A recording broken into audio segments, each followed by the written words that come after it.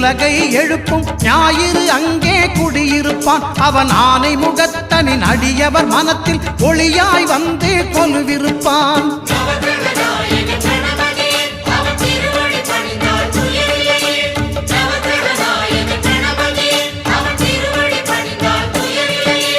ஒன்பது கோளும் ஒன்றாய் காண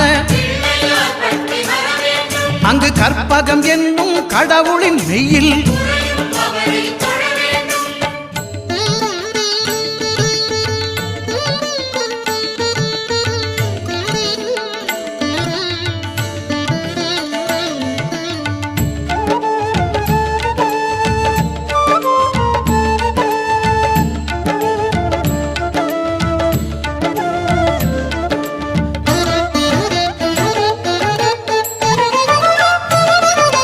திங்கள் பகவான் திருமுகம் காண